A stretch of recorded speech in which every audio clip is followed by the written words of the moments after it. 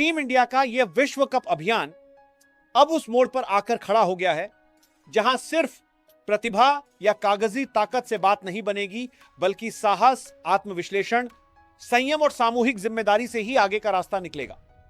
दक्षिण अफ्रीका के खिलाफ मिली 76 रनों की हार केवल एक पराजय नहीं थी, बल्कि वह आईना थी जिसमें टीम की कमजोरियां साफ दिखाई दी। 18 ओवर में 111 रनों पर ऑल आउट होना उस बल्लेबाजी क्रम के लिए गहरा आघात है जिसे टूर्नामेंट से पहले सबसे खतरनाक माना जा रहा था। जब प्रतियोगिता शुरू हुई थी तब चर्चा थी कि यह वही टीम है जो 250 से 300 रन तक का स्कोर खड़ा करने की मानसिकता रखती है, पर मैदान पर वास्तविकता यह निकली कि 150 तक पहुंचना भी चुनौती बन गया। यह गिरावट केवल तकनीकी कमी की नहीं, बल्कि मानसिक दबाव, गलत रणनीति और असंतुलित संयोजन की भी कहानी कहती है। सबसे बड़ी चिंता शीर्ष क्रम की रही। अभिषेक शर्मा, जिनसे आक्रामक शुरुआत की उम्मीद थी, लगातार अस्थिर दिखे। उनका फुटवर्क ठिठकता हुआ नजर आया। शॉट चयन में आत्मविश्वास की कमी साफ झलकी और ऐसा प्रतीत हुआ मानो वे अपने विकेट को बचाने की चिंता में स्वाभाविक खेल भूल बैठे हो। टी20 प्रारूप में जहां पहली 6 ओवरों का आक्रामक उपयोग ही पूरे मैच की दिशा तय करता है, वहां अगर सलामी बल्लेबाज ही जूझते दिखे तो मध्यक्रम पर अनावश्यक दबाव आ जाता है। दूसरी ओर सूर्यकुमार यादव से बड़ी पारियों की आशा थी, क्योंकि उन्हें आधुनिक टी20 का सर्वाधिक नवोन्मेषी बल्लेबाज माना जाता है, परंतु बड़े मुकाबलों में उनका स्ट्राइक रेट 100 से थोड़ा ऊपर रहना चिंता का विषय बन गया। टी20 में 80 या 90 का स्ट्राइक रेट विपक्षी टीम को नियंत्रण में रखता है, दबाव में नहीं डालता। तिलक वर्मा ने भी कुछ छोटी पारियां खेली, पर वे ऐसी नहीं थीं जो मैच का रुख पलट दें। इस तरह शीर्ष 4 में से 3 बल्लेबाज यदि लय में न हो तो पूरी रणनीति डगमगा जाती है। मध्यक्रम की भूमिका ऐसे समय में निर्णायक होती है, पर यहां भी स्पष्ट दिशा का अभाव दिखा। कभी धीमी बल्लेबाजी, कभी अचानक जोखिम भरे शॉट, तो कभी साझेदारी बनाने के बजाय व्यक्तिगत संघर्ष, इन सब ने पारी की गति तोड़ी। वाशिंगटन सुंदर को ऊपर भेजने का निर्णय भी चर्चा का विषय बना, क्योंकि टीम में अन्य स्थापित बल्लेबाज मौजूद थे। संयोजन के इन प्रयोगों ने स्थिरता को प्रभावित किया। अनुभवी ऑलराउंडर अक्षर पटेल जैसे खिलाड़ी, जिन्होंने पिछले वर्षों में बड़े मुकाबलों में महत्वपूर्ण योगदान दिया था, उन्हें बाहर रखना कई विशेषज्ञों को असंगत लगा। टीम चयन में निरंतरता और खिलाड़ियों पर विश्वास का संतुलन बहुत आवश्यक होता है। अधिक प्रयोग कभी कभी आत्मविश्वास को कमजोर कर देते हैं। गेंदबाजी विभाग में हालांकि कुछ सकारात्मक पक्ष रहे। जसप्रीत बुमराह ने अपनी 4 ओवरों की स्पेल में नियंत्रण, विविधता और दबाव का उत्कृष्ट उदाहरण पेश किया। 15 रन देकर 3 विकेट लेना इस प्रारूप में उल्लेखनीय उपलब्धि है। अर्शदीप सिंह ने भी सटीक यॉर्कर और सीएम मूवमेंट से प्रभावित किया, परंतु जब बल्लेबाजी 111 पर सिमट जाए तो गेंदबाजों के पास बचाने के लिए बहुत कम बचता है। वरुण चक्रवर्ती अपेक्षाकृत महंगे साबित हुए, जबकि शिवम दुबे से 2 ओवरों में 32 रन चले गए। टी20 में हर ओवर मैच का रुख बदल सकता है, इसलिए गेंदबाजों की छोटी सी चूक भी बड़े अंतर में बदल जाती है। दक्षिण अफ्रीका की पारी इस बात का उदाहरण थी कि संकट में कैसे धैर्य और आक्रामकता का संतुलन बनाया जाता है। शुरुआती झटकों के बाद डेविड मिलर ने 35 गेंदों में 63 रन बनाकर न केवल स्कोर संभाला, बल्कि अंतिम ओवरों में तेजी से रन जोड़कर मुकाबला दूर कर दिया। केशव महाराज का वह ओवर निर्णायक रहा जिसमें लगातार विकेट गिरे और भारतीय पारी की कमर टूट गई।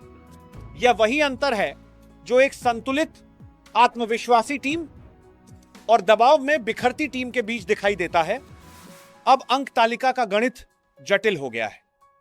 भारत को अपने शेष दोनों मैच जीतने होंगे, वह भी बड़े अंतर से, ताकि नेट रन रेट अर्थात शुद्ध रन दर सुधर सके। यदि जीत का अंतर 40 से 50 रन या 8 से 9 विकेट जैसा नहीं हुआ तो गणित फिर भी उलझा रहेगा।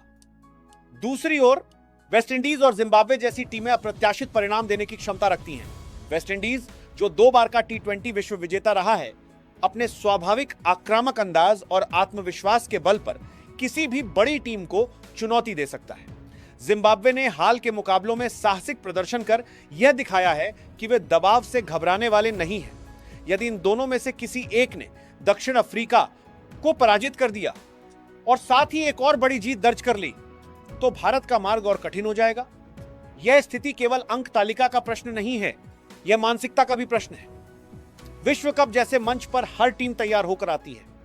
जीत की निरंतरता कभी कभी अति आत्मविश्वास को जन्म देती है, और जब पहला बड़ा झटका लगता है तो वही आत्मविश्वास बोझ बन जाता है।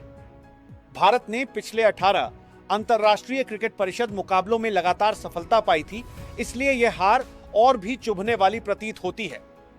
पर खेल की यही प्रकृति है, हर जीत नई परीक्षा का द्वार खोलती है। टीम को अब 3 स्तरों पर सुधार की आवश्यकता है। पहला, रणनीतिक स्पष्टता। पारी की शुरुआत से ही लक्ष्य तय करना कि पावर प्ले में कितने रन चाहिए और जोखिम का स्तर क्या होगा। दूसरा, मानसिक दृढ़ता। यदि शुरुआती विकेट गिर भी जाएं तो रन गति बनाए रखने की क्षमता विकसित करना। तीसरा, सामूहिक उत्तरदायित्व। एक खिलाड़ी पर निर्भरता के बजाय साझेदारियों के माध्यम से मैच को नियंत्रित करना। T20 में 2 अच्छी साझेदारियां पूरी कहानी बदल सकती हैं। साथ ही चयन में संतुलन भी आवश्यक है। ऑलराउंडरों की भूमिका स्पष्ट होनी चाहिए। यदि उन्हें खिलाया जा रहा है तो उन्हें गेंद और बल्ले दोनों से पर्याप्त अवसर मिले। बल्लेबाजी क्रम स्थिर रहे ताकि खिलाड़ियों को अपनी भूमिका समझ में आए। बार बार क्रम बदलने से लय टूटती है।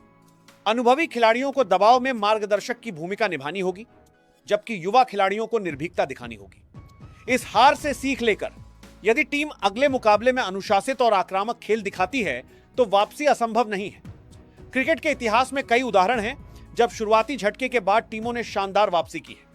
महत्वपूर्ण यह है कि आत्मालोचना रचनात्मक हो, न कि आत्मविश्वास तोड़ने वाली। आलोचना आवश्यक है, पर विश्वास भी उतना ही आवश्यक है। आखिरकार विश्व कप केवल कौशल की नहीं, धैर्य की भी परीक्षा है।